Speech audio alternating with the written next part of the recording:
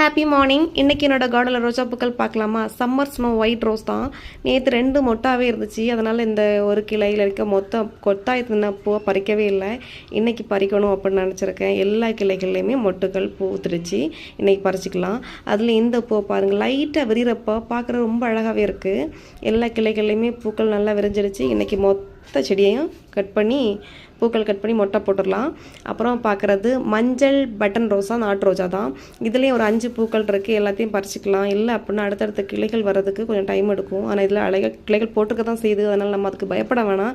இருந்தாலும் கட் பண்ணி எடுத்துக்கலாம். பிங்க் பட்டன் ரோஸில் கூட பூக்கள் கட் பண்ணி எடுத்துக்கணும். ஆனால் அடுத்து நிறைய கிளைகள் வச்சுருக்கு. அப்புறம் பார்க்க காஷ்மீரி ரோஸ் தான். ஒரு 3 பூ வச்சுருக்கு. அதுலேயும் 2 பூ பறிக்கிற மாதிரி இருக்கும். இது தஞ்சாவூர் பன்னீர் ரோஜா தான், ஒன்று பறிச்சிக்கலாம். அப்புறம் பார்க்குறது சில்வர் லைன் ரோஸ் தான். 2 பூக்கள் பறிச்சிக்கணும்.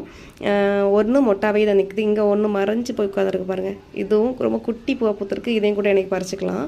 அப்புறம் பார்க்குறது வெள்ளை நாட்டு ரோஜா, பன்னீர் நாட்டு ரோஜா. பன்னீர் ரோஜா நிறையவே இருக்குது. அதில் இது வெள்ளை பன்னீர் ரோஜா, நல்ல வாசனையாக இருக்கும்.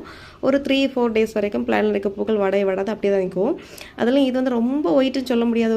ஒரு சாண்டல் மிக்ஸ் பண்ண மாதிரி தான் இருக்கும். நல்லா விரிஞ்ச அப்புறம் தான் ஒரு ஒயிட்டுக்கு மாறுற மாதிரி இருக்குது. அதுவும் பிங்க் கலரில் இல்லை, இது ஒரு சாண்டில் கலர் மாதிரி தான் இருக்குது. அந்த மாதிரி தான்.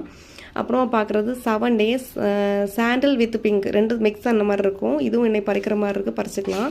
அப்புறமா இந்த வெள்ளை பன்னீர் ரோஜாவில் நான் ஒரு 1 மந்த்துக்கு முன்னாடியே ஒரு கட்டிங்ஸ் எடுத்து, பூ பறிக்கும் ஒரு கட்டிங்ஸ் எடுத்து அதுக்கு பக்கத்துலேயே நட்டு வச்சுட்டேன் பாருங்கள். அதுலேருந்து ஒரு கிளை போட்டு அதுலேயும் ஒரு மொட்டு வச்சுருக்கு. இது கட்டிங்ஸ் மூலமாக ஈஸியாக வளர்ந்துடும். அந்த மாதிரி தான் அழகாக ஒரு மொட்டை வச்சுருக்கு பார்த்தீங்களா?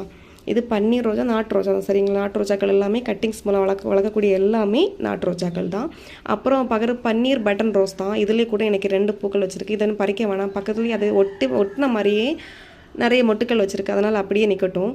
இது 2 டேஸ் ஆனது தான் பாருங்கள். கை வச்சதுமே கொட்டி போயிடுச்சு. பன்னீர் நாட்டு ரோஜா தான் பார்த்தீங்களா? ஆனால் மொட்டுக்கள் நிறைய வச்சுருக்கு. இன்னும் 3 மொட்டுக்கள் அதில் இருக்குது. இந்த கிளைகள்லையும் கூட ஒரு பூ இன்றைக்கி தான் விரிஞ்சி. இதை பறிச்சிக்கலாம். இதுலேயும் கூட 3 மொட்டுக்கள் இருக்குது. அடுத்தடுத்து நிறைய கிளைகளில் மொட்டுக்கள் வைக்க தான் செஞ்சுருக்கு. பார்த்துக்கலாம். 7 டேஸ் ரோஸ் தான்.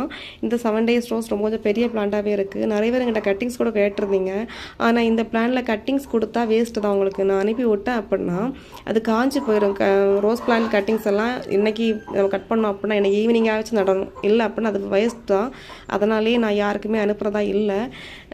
அதுதான் ரீசன். சரிங்களா? நான் கொடுக்கல அப்படின்னா அதுக்கு தான் ரீசன். இது தான் உங்களுக்கு வேஸ்ட்டாக போயிடுறதுனால தான் எல்லா பூக்களையும் பறித்து எடுத்துக்கிட்டாச்சு. இந்த வீடியோ பிடிச்சி லைக் பண்ணுங்கள்.